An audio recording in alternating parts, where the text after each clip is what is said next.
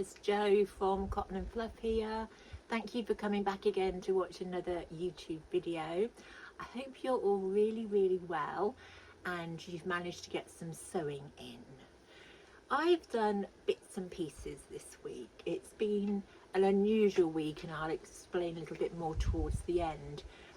So what have I been making? I really wanted something that I didn't really have to think about, something that I needed in my wardrobe.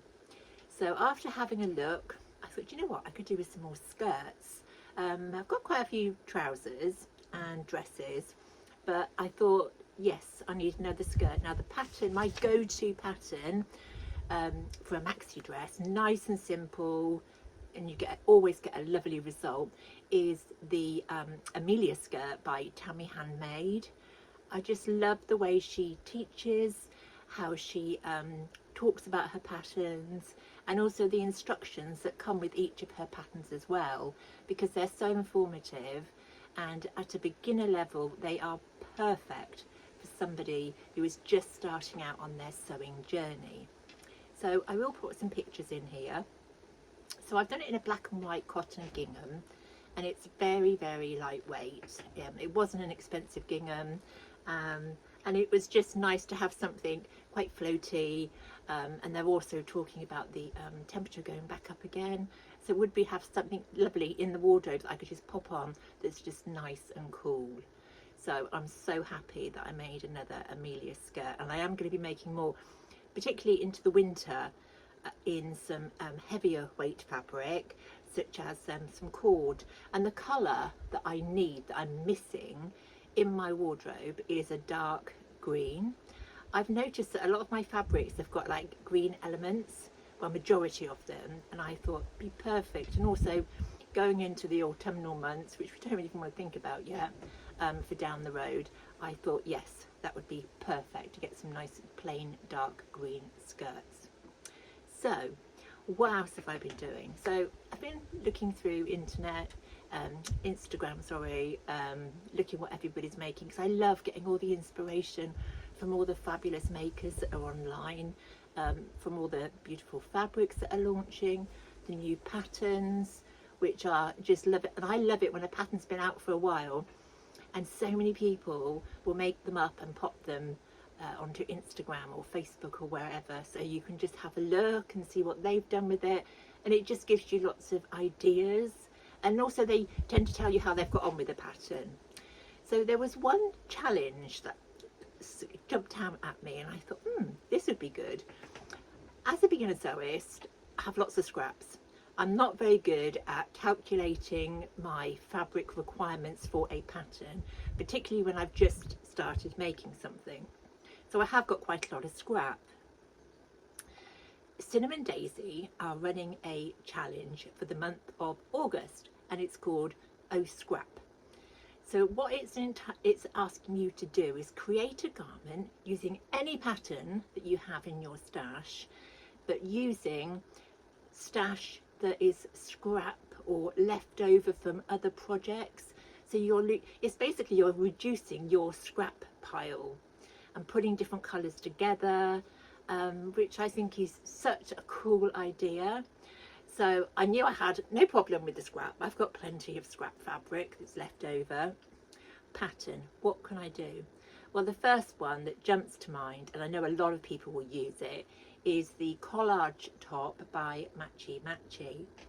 As you can see in the pictures, and you may have made it up already, it's got lots of panels, so it gives you the flexibility to change up the fabrics, you know, and mix and match them up.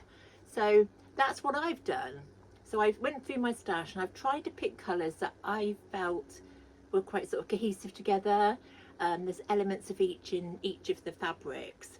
So yes, so I have made the collage gather top, and I really like it. It is quite a short top, perfect if you want to wear a skirt with it. Jeans, yeah, wear it with jeans, and if you like to wear them short as opposed to hip length. But I'm sure there is no reason why you couldn't lengthen the bodice in that pattern, which would be, that's something maybe I will have a look at. Maybe grade it out slightly towards the tummy and the hips, just so you've got that and nothing's going to stick and draw attention to any specific areas you're worried about. So have a look at that. What I'll do is I will pop the details into a link down below. Have a look and join in. And there is a hashtag which I will put on the screen now. But basically, I will put all the details down below for you so you can take part as well. So that's really cool. Then as it's the summer holidays, I've had 2 of our grandchildren with us. That's Zach and also Oakley. Because of the summer holidays, they're out and about in their clothes. And my daughters, they both said, have you got any patterns to make some shorts? So I did find a pattern. I think it was a free one, which I found online. I'll pop a link down below. I've just printed it out at home. I didn't send it off because it's just basically 2 pieces of fabric. I printed it out onto some paper, staked it together, and I did actually trace it off because I sometimes find that's better. So I've got like, so Oakley is smaller, so he is 4 at the moment. And then Zach is coming up to 8. So there is a difference in their sizes. So here they are. I will pop a picture up. We went along to a goat. Is it a zoo? Is it a zoo or is it a rescue? Possibly a rescue. It's a goat rescue. And we had a fun day out feeding the goats. Although we bought the food for the goats and Zach and Oakley decided they didn't want to feed them, so we were feeding them. That was myself and my mother-in-law Pauline, and also Devon, who is our eldest granddaughter, who's just back from university for a little bit, and then she'll be popping back. So it was lovely to spend a day with her and also with the boys. So yes, we had a fun day out, and their shorts, they both wore their shorts together, reluctantly standing together to get pictures because they were too busy running all over the place. But this little rescue was quite cute because there was ducks to look at, there was goats, and there was something called a silver fox, which I've never seen before. Absolutely beautiful. And when you look at it, you think, well, is it a dog? It's got the characteristics of a dog and a bit of a cat, but yeah, I'll just pop a picture up there just for fun, just to show you. So yeah, that was a nice day out. Okay, then I decided that I needed a bit of a distraction from things from everyday life, and I wanted something that I could get my teeth into and make something worthy of the time it's going to take. So I looked at some patterns. Anyway, so I settled on the style arc, one of the style arc dresses, and it's called the Sydney dress. Have you made it yet? If you haven't made it yet, please be aware that it does come out extremely large. Look at the finished garment measurements. I clearly didn't. I happily made up the Sydney dress in some really beautiful 100% cotton fabric that I was gifted.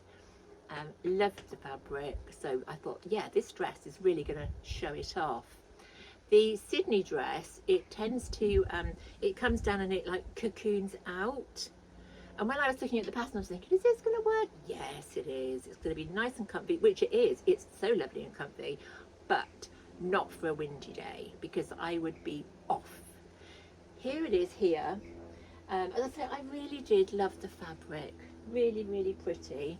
And you have got the pockets, which I felt were too low because you're putting your hand, they're in the side of the front center panel, but very low down. So it just doesn't seem quite natural. So I am going to make it again, and I'm going to bring the pockets up. Some people have popped them into the side seam, so you've got nothing in the front and the pockets to the side, which I think is a really nice idea, and I think that's naturally where your hands tend to go at the moment. With making it up like this, you're putting them into the front and they are very low. But so I'm trying to think, how am I going to make this dress wearable and comfy, because it does look incredibly big. Do I unpick, or do I, because it's going to be hot and this is lovely and cool, so I want to maybe to be able to have it like this so it's nice and airy around me, but also turn it into a dress that I feel nice in. So I thought, I did try it on with the belt, bringing it in, but it felt a little bit like I was like a sack of potatoes, you know, done up at the top. So I thought, no. So I thought, rightly or wrongly, I am going to get some, I'm going to make some straps. And I'm not sure how I'm going to attach them. I think I'm probably going to have to undo the seam to insert the side straps. And I'm going to put 2 straps on the side of the dress. And then I can then take those to the back. So then I've got a flatter panel in the front and all the gathers. I'm not sure if this is going to work, but I've got nothing to lose. So I thought, right, I'm going to do that. If it doesn't work and it still doesn't look right, then I am possibly going to have to think about unpicking the side panels. I don't know how that's going to work. There are lots of panels in this dress. So you've got your, it's difficult to see with this fabric, so you've got your main center panel, you've got front side panels, and also you've got, and then on the back obviously you've got your back side panels and your main back panel. Do I take it in, down that center, sorry, the front center, sorry, the front side panel, do I take it in from there? I'm not sure. So if anybody has made the Sydney dress by Starlark, could you tell me what you think, and also how you got on with the sizing, and did you make adjustments to the pattern for yourself? I'd love to know. I think if I make it again, I'm going to go down 2 sizes. This I've made in a size 14, so I'm going to go down to a 10. And I'm hoping that that's going to give me a better result, a more wearable dress that actually makes the most of the features of the pattern, the cocoon set, cocoon, God, I've got a bit of teeth in, cocoon shape, and just look like it's supposed to look. So I was quite disappointed with that, but I thought, no, nothing's happened, it's okay. I can definitely do something with it. I definitely will, so I will let you know about that.